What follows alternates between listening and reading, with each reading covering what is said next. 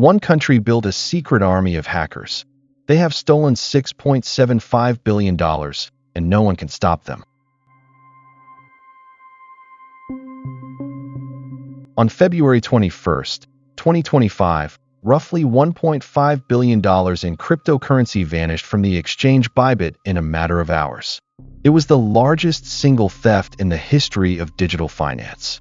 Within 5 days, the FBI traced the attack to a group operating under the direct command of North Korea's military intelligence agency. The attackers had not exploited a flaw in blockchain technology. They had compromised a single developer at a wallet infrastructure company called SafeWallet, stolen his cloud access tokens, and replaced a piece of legitimate code with a version that silently redirected funds to wallets they controlled.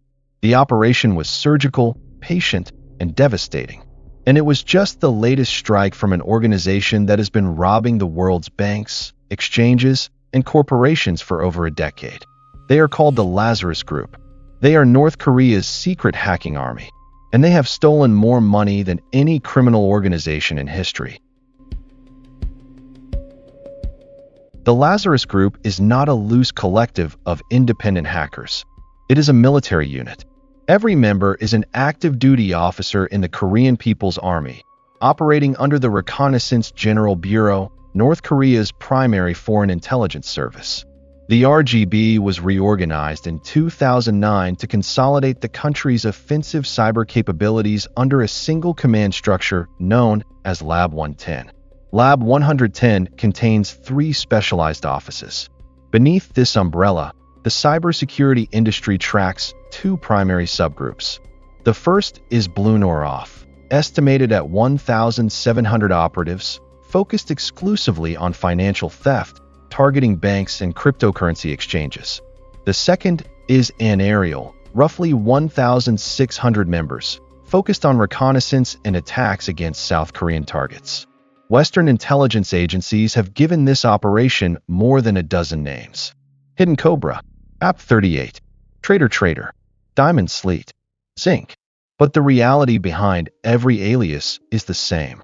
A nation-state that cannot feed its people has built one of the most effective cybercrime operations the world has ever seen. North Korea has been under crippling international sanctions since 2006, tightened repeatedly after nuclear weapons tests. Traditional revenue streams, exports, foreign investment, and international trade have been systematically cut off. The regime needed a new source of hard currency. They found it in cyberspace.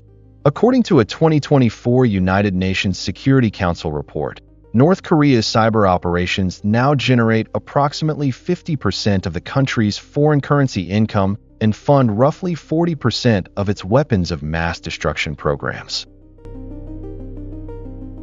The Lazarus Group does not rely on brute force or flashy zero-day exploits to breach their targets. Their signature method is patience. One of their most successful campaigns is called Operation Dream Job. It has been running continuously since at least 2020. Here's how it works. Lazarus operatives create highly convincing fake profiles on LinkedIn, posing as recruiters from major defense contractors, tech companies, and financial institutions. They build out these personas over weeks or months, connecting with real industry professionals, posting credible content, and establishing trust. Then they reach out to specific engineers and developers at their target organizations with lucrative job offers. The conversation follows a careful script: friendly messages, salary discussions, interview scheduling. Eventually, the target receives a coding test, a technical assessment, or a project file to review. The file is hosted on what appears to be a legitimate GitHub or GitLab repository, but the code contains a hidden backdoor.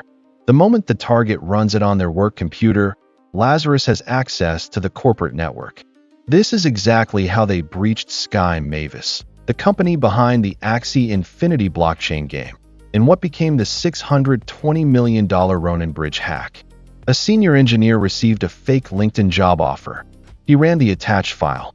Lazarus gained access to 5 of the 9 private validator keys needed to authorize blockchain transactions. 6 days passed before anyone noticed the money was gone. But LinkedIn is not their only tool.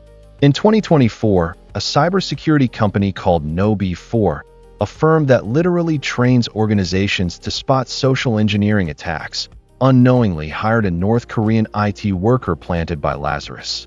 The operative passed interviews, background checks, and onboarding. He was caught only after he immediately began attempting to install malware on company systems. More recently, Lazarus has shifted toward supply chain attacks, compromising the tools and software that companies depend on rather than targeting companies directly. Since September 2024, they have been cloning legitimate open-source repositories on GitHub and PyPI and inserting backdoors. Over 230 malicious packages have been detected, affecting roughly 36,000 companies across Europe, India, and Brazil. The Bybit heist used this same playbook at a larger scale. They did not hack Bybit.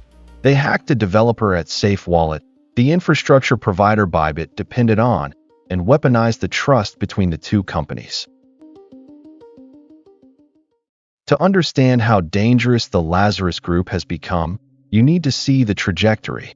Their ambitions have grown exponentially with every successful operation. In November 2014, they announced themselves to the world with the Sony Pictures hack. Calling themselves the Guardians of Peace, they destroyed Sony's internal network, leaked unreleased films, executive salary data, and personal information on 4,000 employees.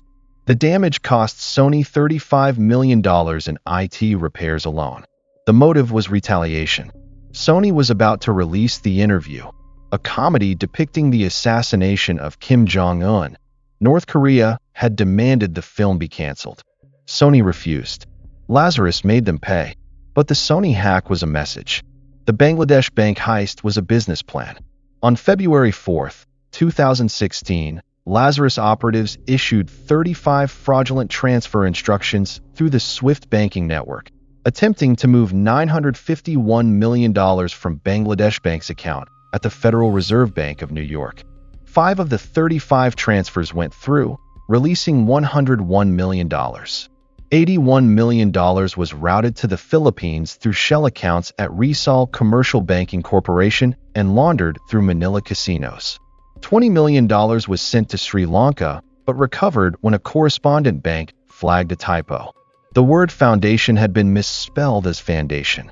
That single spelling error saved $20 million. But the $81 million that reached the Philippines largely disappeared. As of 2025, only $15 million has been recovered. Then came WannaCry.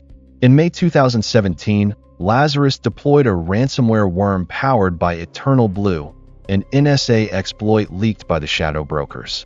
WannaCry tore through 200,000 computers across 150 countries in 24 hours.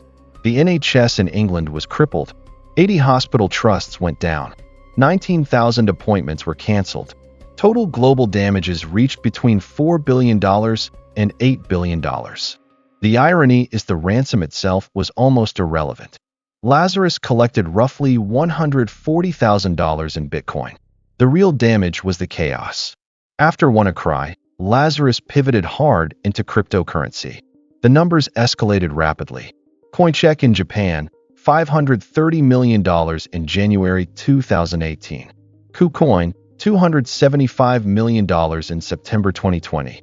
The Ronin Bridge, $620 million in March 2022. The Harmony Horizon Bridge, $100 million in June 2022. Wazir X in India, $235 million in July 2024. And then Bybit, $1.5 billion in a single operation. The global response to the Lazarus Group has been aggressive on paper and almost entirely ineffective in practice. In September 2018, the U.S. Department of Justice unsealed a criminal complaint against Park Jin-hyuk, a North Korean computer programmer identified as a key Lazarus operative. Park had worked for a front company called Chosen Expo Joint Venture, which served as cover for RGB operations. He was charged with conspiracy to commit wire fraud and computer fraud in connection with the Sony hack, the Bangladesh bank heist, and WannaCry. He remains on the FBI's Cyber Most Wanted list. In February 2021, the DOJ expanded its case, indicting 2 additional North Korean military hackers, John Chong-hyuk and Kim Il, alongside Park. The charges covered a global conspiracy to steal more than $1.3 billion from banks and cryptocurrency exchanges. The maximum sentence was 30 years. But here's the problem. These men are in North Korea. There is no extradition treaty. There is no diplomatic leverage. The indictments are statements of attribution, not instruments of justice. The U.S. Treasury Department has taken a different approach, targeting the laundering infrastructure. In May 2022, they sanctioned Blender.io, a cryptocurrency mixing service Lazarus used to obscure stolen funds. In August 2022, they sanctioned Tornado Cash, a decentralized mixer used to launder hundreds of millions. In November 2023, they sanctioned Sinbad.io, another mixer that had replaced the first 2. Each time a mixer is shut down, Lazarus finds another one. The cat-and-mouse game continues. The FBI has had some success in asset recovery. After the Ronin Bridge hack, U.S. authorities recovered $30 million in September 2022. Norwegian police seized an additional $5.9 million in February 2023. But that is $36 million out of $620 million stolen, a recovery rate of less than 6%. The fundamental challenge is speed. Lazarus fragments stolen cryptocurrency across thousands of wallets within hours. They chain hop between blockchains, converting Ethereum to Bitcoin to Tron stablecoins. They route funds through Chinese over-the-counter brokers operating outside regulated exchanges. By the time law enforcement identifies the theft, traces the wallets, and files court orders, the money has already been converted to hardware, weapons components, and regime survival. The cumulative numbers are staggering. According to Chainalysis, the leading blockchain analytics firm, North Korea has stolen at least $6.75 billion in cryptocurrency since 2017. A 2024 United Nations panel of experts report documented 58 suspected North Korean cyber attacks between 2017 and 2023, valued at approximately $3 billion.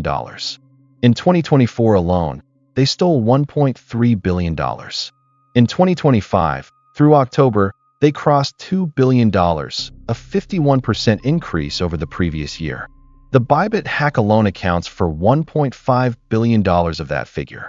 This money does not buy luxury goods or fund personal enrichment. It funds nuclear warheads, ballistic missiles, and weapons of mass destruction. The UN estimates that 40% of North Korea's WMD spending comes from cyber theft. The world's most isolated regime has turned the internet into an ATM, and the attacks are not slowing down. They are accelerating. Each successful operation funds better training, better tools, and better intelligence for the next one. Lazarus is no longer just stealing money. They are building an industrialized, self-funding cyber warfare machine. The uncomfortable truth is that the global financial system, despite billions spent on cybersecurity, has been unable to stop a country with an economy smaller than the state of Vermont from becoming the most prolific digital thief in history. What makes the Lazarus Group truly dangerous is not any single exploit or technique. It is the combination of state backing, operational patience, and zero accountability. Unlike criminal hacking groups that can be infiltrated, arrested, or disrupted through international law enforcement cooperation, Lazarus operates from a country that has no meaningful diplomatic relations with the nations it targets. There are no arrests to make, no servers to seize, no plea deals to negotiate. Every dollar stolen flows directly into one of the world's most dangerous weapons programs. The lesson for individuals and organizations is both simple and difficult.